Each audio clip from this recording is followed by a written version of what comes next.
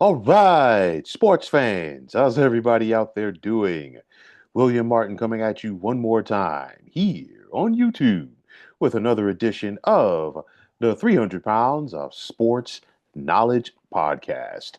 Now, of course, there was a time when you thought about Southeastern Conference athletics, the first thing that came to mind was football, and then also possibly baseball because the SEC has been known to send its fair share of teams to Omaha for the College Football World Series. And we know, uh, and for the most part, how the college football playoff has been the exclusive province to the SEC. But now, aside from football and baseball, when you think about the SEC, this is a league that really can poke their chest out right now when it comes to men's basketball. So currently, seven teams from the SEC are ranked in the top 25. And when that Southeastern Conference tournament begins this afternoon in Nashville, it is truly going to be a battle and a war of attrition. First and foremost, how many teams from the SEC should expect to hear their names called on Selection Sunday? I say eight at the bare minimum. I know that ESPN bracketologist Joe Lenardi, and I'm not here to knock his work, has the SEC right now at 13. And I'm just not a fan, me personally, of putting teams in that have losing records within the conference. I know that the conference is strong from top to bottom, but still something's got to give. But at the very least, I still say eight, okay? But that's one thing. And then another thing is, how many SEC teams could we see as number one seeds for the NCAA tournament next week? I say at least two. I think as of right now, they're guaranteed to. A lot depends on how this tournament breaks down, as well as what goes down um, with Duke in the ACC, and of course Houston with the Big 12.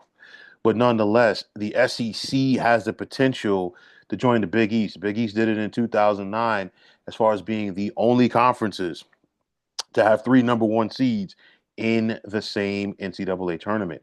Also, speaking of the Big East, could the SEC join the Big East as the only league to put three schools in the Final Four in the same year? It's hard to believe that that's the only time that that has happened, especially with these mega conferences. Now, I would expect somebody at some point would match that. But nonetheless, depending on how the brackets break down, the SEC does have that potential this year. Of course, last year was not a good run for the SEC in the NCAA tournament, but I think they have an opportunity to turn that around this year. But nonetheless, some stories to keep an eye out for as the SEC tournament begins today. One question for me: does Arkansas and John Calipari need to get on a run in order to punch their ticket for the NCAA tournament? They're currently a bubble team. The Razorbacks are 19 and 12. They're 8 and 10 within the league, and they begin play today. They are actually on the first game. They're going to take on South Carolina. South Carolina team who beat Arkansas not too long ago. I really do think that Arkansas needs to try to get on a run in this tournament to help solidify their opportunity to get to the NCAA tournament, because it's that time of the year you really don't want to be on the bubble. And the reason why is this is because there's always going to be bid stealers. And when you have bid stealers, they take a bid away from a potential bubble team like in Arkansas. Is Auburn vulnerable? We saw the Tigers go 15 and 3 within the SEC this year. They lost their last two games of the season. Of course, you know, that thriller at home against Alabama to end things, but nonetheless, you look at the Tigers. They did finish with the best record within the SEC. Like I said before, this is truly a war of attrition, and I really want to see how Auburn looks in their first game on Friday afternoon, whether that's Ole Miss, whether that's Arkansas, or whether that's South Carolina. I really want to see how the Tigers look, but I still think they are a very dangerous team.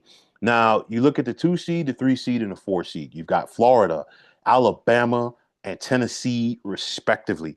How dangerous are all of these teams going to be this week in Nashville? I think they all have the potential to be very dangerous because all three of these teams that I just mentioned have the potential to win this tournament. They also have the potential to be a one seed in the NCAA tournament. Florida has been playing some darn good basketball this year. They went 14-4 in the SEC. They're 27-4 overall, and I think this Gators team can do some damage. Alabama can play with anybody in the nation. Just ask Auburn about that last Saturday.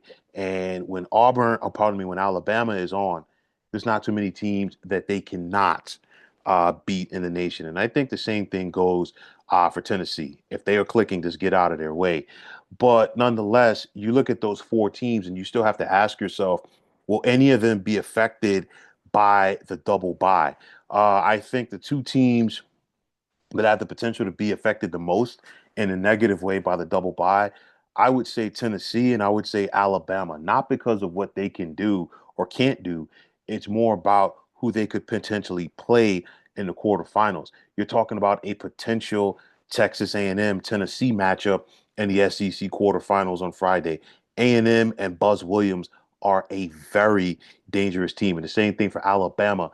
They have the potential to be facing a Kentucky in the SEC quarters on Friday night. In Kentucky with head coach Mark Pope, they are a scary team. They're a dangerous team. They're a wild card team as far as my opinion goes, because when Kentucky's clicking, they're another one of those teams. Simply get out of their way.